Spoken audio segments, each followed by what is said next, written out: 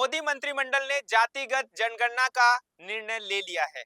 केंद्र सरकार का जातीय जनगणना कराने का फैसला जल्दबाजी में लिया गया कोई निर्णय नहीं है, बल्कि एक सोची समझी रणनीति का हिस्सा है।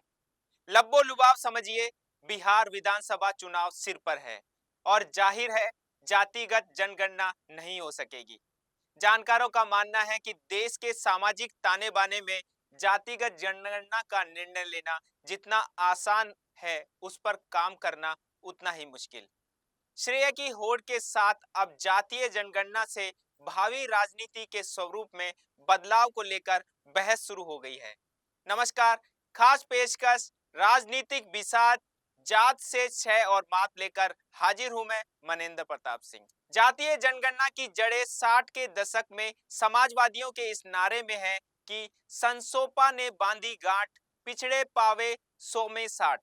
समाजवादियों ने जब यह नारा दिया तब कांग्रेस तो इसके विरोध में थी ही, तत्कालीन जनसंघ यानी भाजपा और वामदल भी इसके पक्ष में नहीं थे। कांग्रेस के लिए यह नारा उसके स्वर्ण अल्पसंख्यक और दलित जनाधार के माफिक नहीं था, तो जनसंघ और राष्ट्रीय स्वयंसेवक संघ इसे हिंदू समाज को जातियों में बांटने की साजिश मानता था। वाम दलों के लिए जाति नहीं बल्कि वर्ग का सवाल केंद्रीय मुद्दा था।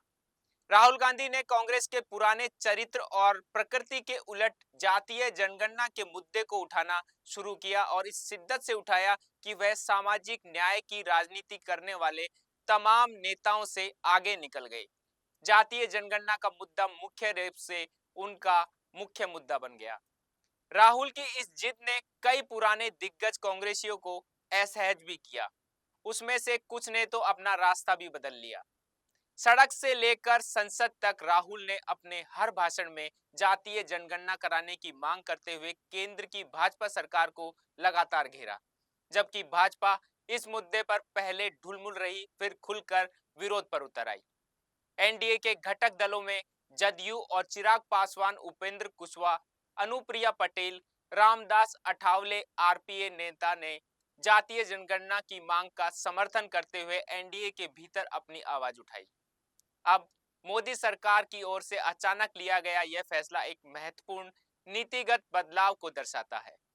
यह निर्णय उस सरकार के लिए आश्चर्यजनक है जिसने पहले जातिगत जनगणना का खुलकर तो नहीं पर अप्रोक्ष रूप से जरूर विरोध किया। जैसे कि 2021 में सुप्रीम कोर्ट में दाखिल हलफनामे में कहा गया था कि जाति जनगणना प्रशासनिक रूप से कठिन और अव्यवहारिक है। शायद यही कारण है कि राहुल गांधी सहित विपक्ष के तमाम नेताओं ने इस निर्णय को विपक्ष के दबाव और मोदी सरकार की राजनीतिक मजबूरी से जोड़कर देखा। बटोगे तो कटोगे का नारा देने वाली पार्टी को आखिर क्यों ये निर्णय लेना पड़ा? दरअसल सरकार ने जातिगत जनगणना पर हामी भरकर एक तीर से दो शिकार किए हैं। एक, बिहार चुनाव से पहले विपक्ष को इस पर राजनीति करने और एनडीए को कटघरे में खड़ा करने का मौका नहीं मिलने वाला। दूसरा, एनडीए को इससे फायदा मिल सकता है क्योंकि जातिगत जनगणना पर सबसे पहली पहल नीतीश कुमार ने ही की थी। इसी तरह जातीय जनगणना के फैसले से डिलिमिटेशन पर इंडिया गठबंधन में भी दरार आ सकती है। संविधान के अनुसार जनगणना का एकाधिकार संसद यानी केंद्र को प्राप्त है, पर बिहार, कर्नाटका आदि अपने अपने राज्य में सरकार जाति सर्वेक्षण कर चुकी है। यद्यपि उसमें पारदर्शिता का अभाव और राजनीतिक नीतिहार साफ दिखाई देता है। जिन राज्यों ने जातिगत सर्वेक्षण कर विभिन्न जातियों के आंकड़े प्राप्त किए, उन्होंने ऐसा कौन सा कदम ओबीसी की बेहतरी के लिए उठाया जो बिना जातिगत आंकड़े के संभव नहीं था? पूर्व प्रधानमंत्री मनमोहन सिंह ने 2011 में एक सामाजिक आर्थिक सर्वेक्षण कराया था, लेकिन उसके जातिगत आंकड़े प्रकाशित नहीं किए गए। तब गृह मंत्री चिदम्बरम ने जाति जनगणना न कराने के कई कारण बताए थे। इसमें केंद्र और राज्य की अलग-अलग ओबीसी सूचियां होना, कई राज्यों में ओबीसी सूचियां न होना, कई जातियों का एससी और ओबीसी दोनों में होना, मतांतर कर ईसाई और इस्लाम अपनाने वालों की भिन्न-भिन्न राज्यों में अलग-अलग स्थिति होना, एक से दूसरे राज्यों में जाने वाले भिन्न-भिन्न स्थितियां और अंतर धार्मिक विवाह से उत्पन्न बच्चों की अस्पष्टता आदि कई मुद्दे थे जिन पर सरकार चिंतित थी। हालांकि अभी भी ये सवाल अनुत्तरित है, जिनका जातिगत जनगणना प्रारंभ करने से पहले समुचित समाधान करना सरकार के लिए बड़ी चुनौती होगी। ये जरूर संकेत मिले हैं कि जातिगत जनगणना की प्रश्नावली में कुछ महत्वपूर्ण संशोधन किए जाएंगे। जनगणना में पूछे जाने वाले प्रश्नों में धर्म के अलावा जाति का कॉलम भी जोड़ा जाएगा। यह कॉलम भरना सभी धर्मों के अनुयायियों के लिए अनिवार्य है। इसमें एन्यूमरेटर या गिनती करने वाले मुस्लिम धर्म के मतावलंबियों की जाति पूछी जाएगी। गौरतलब है कि मुसलमानों में भी पसमानदा माने जाने वाली कई पिछड़ी जातियां हैं। क्या मुस्लिम और ईसाइयों को भी जातिगत जनगणना के दायरे में लाया जाएगा? भले ही मुस्लिम नेता जातियों का अस्तित्व नकारे, पर सच्चर समिति के अनुसार मुस्लिम अशरफ, अजलाफ और अरजाल कही जाने वाली जातियों में बटे हैं। आजकल पसमानदा यानी अजलाफ और अरजाल मुस्लिम अपने हक की लड़ाई लड़ रहे हैं। ईसाइयों में भी दलित ईसाइयों की मांग है कि उन्हें भी अनुसूचित जाति माना जाए और तदनुसार सुविधाएं दी जाए। इस बार की जनगणना में मुसलमानों की सामाजिक स्थिति और जाति व्यवस्था को सामने लाया जाएगा। हालांकि इसके आधार पर पिछड़े मुसलमानों के लिए आरक्षण की मांग उठाई जा सकती है, लेकिन चूंकि संविधान धर्म के आधार पर आरक्षण की अनुमति नहीं देता, लिहाजा यह मांग स्वीकार नहीं की जाएगी। दरअसल भाजपा और कांग्रेस दोनों ही समय समय पर इस मुद्दे पर अपना दृष्टिकोण बदलती रही है। राष्ट्रीय स्वयंसेवक संघ ने भी इस पर अपना रुख बदला। अब विपक्षी दलों में जाति जनगणना के निर्णय का श्रेय लेने की होड़ मची है। मोदी सरकार ने यह फैसला तब लिया जब विपक्षी दलों को इनकी बिल्कुल उम्मीद न थी। सबका ध्यान पहलगाम आतंकी हमले पर था और विपक्ष मोदी सरकार के साथ खड़ा था। इस निर्णय को बिहार के आगामी चुनावों से जोड़कर देखा जा रहा है, जहां तेजस्वी यादव और राहुल गांधी जातिगत जनगणना को अपना प्रमुख चुनावी एजेंडा बनाकर मोदी नीतीश को शिकस्त देना चाहते हैं। 2011 की जनगणना से पता चला है कि देश में लगभग 46 लाख जातियां और उपजातियां हैं। जातिगत जनगणना और आरक्षण के समन्वय से किसी जाति समूह में असंख्य वंचित उपसमूहों को भी सामाजिक आर्थिक मुख्यधारा में आने का अवसर मिलेगा, जो उनके लिए सामाजिक न्याय को वास्तविकता बनाएगी। पर इससे उन नेताओं का खेल भी समाप्त होगा जो जातिवादी राजनीति कर अपने जाति समूह के सभी लाभों पर किसी उपजाति का एकाधिकार स्थापित कर लेते हैं। ब्रिटिश काल में 1881 से 1931 तक जाति जनगणना हुई। 1941 में भी जातिगत जनगणना की गई थी, पर उसके आंकड़े प्रकाशित नहीं हुए।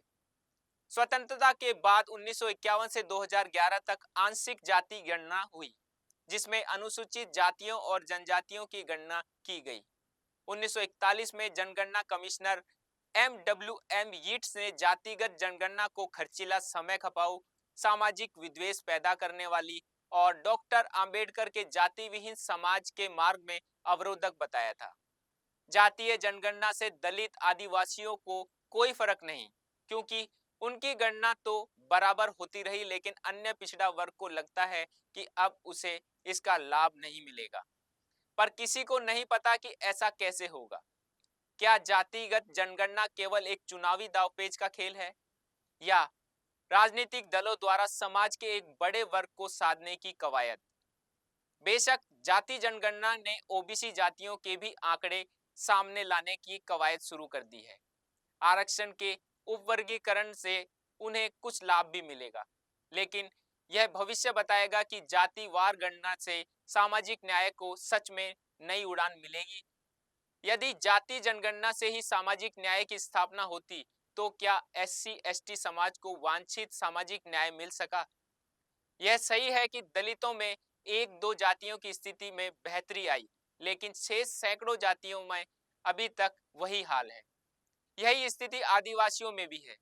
1977 में केंद्र में जनता पार्टी की सरकार बनने के बाद समाजवादी खेमे ने अपने वैचारिक एजेंडे को आगे बढ़ाने के लिए मंडल आयोग का गठन किया, जिसकी रिपोर्ट 1980 में तब आई जब केंद्र में इंदिरा गांधी के नेतृत्व में कांग्रेस दोबारा सत्ता में लौट आई थी। कांग्रेस सरकार ने मंडल आयोग की रिपोर्ट को ठंडे बस्ते में डाल दिया और करीब 10 साल बाद 8 अगस्त 1990 को विश्वनाथ प्रताप सिंह के नेतृत्व वाली सरकार ने पूरे देश को चौंकाते हुए अचानक मंडल आयोग की सिफारिशें लागू कर दी, जिसके मुताबिक सरकारी नौकरियों में पिछड़े वर्गों को 27% आरक्षण देने का ऐलान किया गया। विश्वनाथ प्रताप सिंह ने यह घोषणा किसी सामाजिक न्याय के प्रति अपनी प्रतिबद्धता के कारण नहीं, बल्कि अगले दिन यानी 9 अगस्त को दिल्ली के वोट क्लब में होने वाले चौधरी देवीलाल चंद्रशेखर और काशीराम की रैली में उठने वाली सरकार विरोधी आवाजों को बेअसर करने के लिए किया गया कदम था। तत्कालीन सामाजिक अधिकारिता मंत्री रामविलास पासवान और कपड़ा मंत्री शरद यादव के सुझाव और दबाव में की गई ये घोषणा थी, क्योंकि 9 अगस्त की रैली में देवीलाल चंद्रशेखर और काशीराम मंडल आयोग की सिफारिशें लागू किए जाने की मांग को लेकर एक बड़े आंदोलन की घोषणा करने वाले थे। इसलिए वीपी सिंह द्वारा राजनीतिक मजबूरी ने मंडल आयोग का पिटारा खोला। कांग्रेस ने मंडल आयोग का खुलकर सड़क से लेकर संसद तक विरोध किया, जबकि भाजपा ने मंडल के जवाब में कमंडल को आगे किया। भाजपा ने अयोध्या में राम मंदिर निर्माण की मांग को लेकर नेता लाल कृष्ण आडवाणी के नेतृत्व में सोमनाथ से अयोध्या तक रथ यात्रा शुरू की। बिहार में आडवाणी की गिरफ्तारी के बाद वीपी सिंह सरकार का पतन हो गया।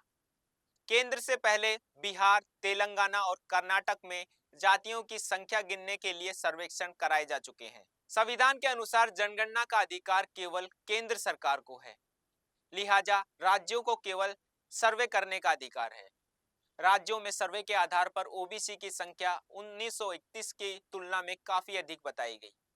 अगर जातिगत जनगणना में भी यह संख्या अधिक निकलती है तो जाहिर है आरक्षण का प्रतिशत बढ़ाने की मांग उठेगी। सरकार का कहना है कि ओबीसी की संख्या बढ़ने पर सरकारी नौकरियों और शैक्षणिक संस्थानों में आरक्षण की 27% सीमा बढ़ाने पर विचार हो सकता है।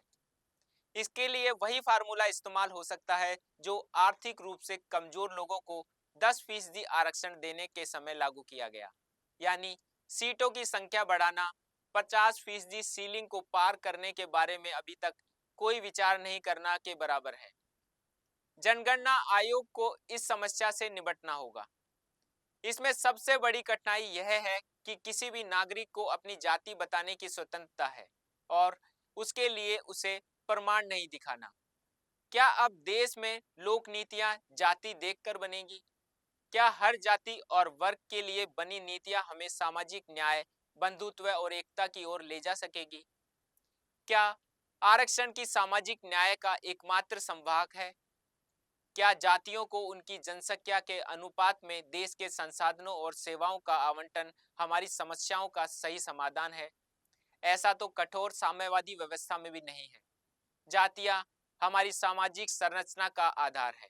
इस संरचना में कुछ लचीलापन आया है। हम जातिवाद से निकलने की कोशिश कर रहे हैं, पर देखना होगा कहीं जातिगत जनगणना से इस प्रवृत्ति को विराम लग जाए और पद सौंपनीय सामाजिक संरचनाएं और कठोर न हो जाए, सामाजिक विखंडन न बढ़ जाए। जातिगत जनगणना के समर्थन नेताओं की चिंता कहीं भाजपा जनगणना से हिंदू समाज को एक करने के एजेंडा में न बदल दे। भाजपा का खुला एजेंडा है कि वह एक समावेशी, सशक्त, समृद्ध समाज चाहती है, लेकिन गैर राजक पार्टियां विभिन्न सामाजिक समूहों की अस्मिता को बनाए रखकर उन्हें हिंदू समाज से बाहर रखना चाहती है। खैर, देश में लगभग 100 वर्षों बाद पूर्ण जातिगत जनगणना होने जा रही है और संभवतः 2031 तक हमें जातियों के प्रमाणिक आंकड़े मिल सकेंगे। अंतिम जाति जनगणना 1931 में हुई थी। जातिगत जनगणना के साथ परिसीमन पर लगा फ्रिज अगले साल हटने जा रहा है। उसके बाद परिसीमन आयोग का भी गठन होगा।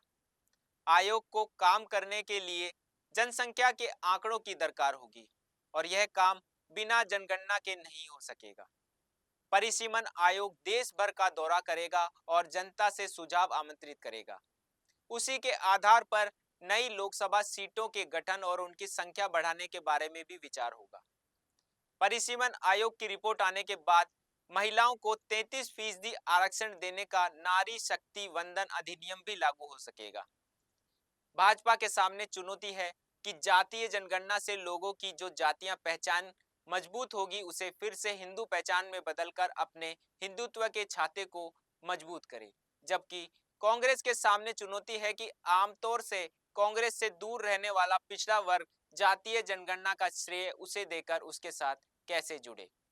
सपा, राजद, लोजपा, बसपा जैसी सामाजिक न्याय की राजनीति करने वाले दल किस तरह इस मुद्दे को अपने पक्ष में भुनाएंगे, यह सवाल उनके सामने भी है।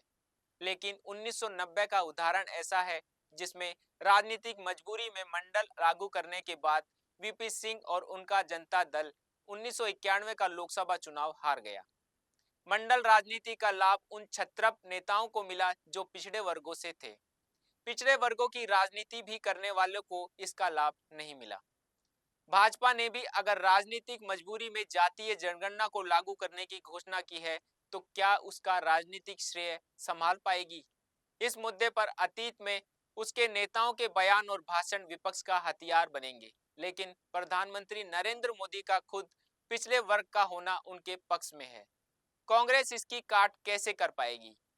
जातीय जनगणना को अगर मंडल 2 माना जाए तो तय मानिए कि यह मुद्दा सिर्फ जातियों के आंकड़ों की जानकारी तक ही सीमित नहीं रहेगा। आंकड़े आने के बाद संख्या के मुताबिक राजनीतिक, सामाजिक, आर्थिक हिस्सेदारी का भी सवाल उठेगा और बात निजी क्षेत्र और अन्य अनारक्षित क्षेत्रों में आरक्षण देने तक भी जा सकती है। आने वाले दिन राजनीति में बेहद उथल-पुथल वाले होंगे और देश के राजनीतिक विमर्श का चरित्र चिंतन दोनों ही बदल जाएगा। फिलहाल मेरी खास पेशकश राजनीतिक विषाद, जात से क्षय और मात में इतना ही। मुझे यानी मनिंदर प्रताप सिंह को दीजिए इजाजत। तमाम अपडेट के लिए आप बने रहिए डीसी न्यूज इंडिया के साथ। नमस्कार।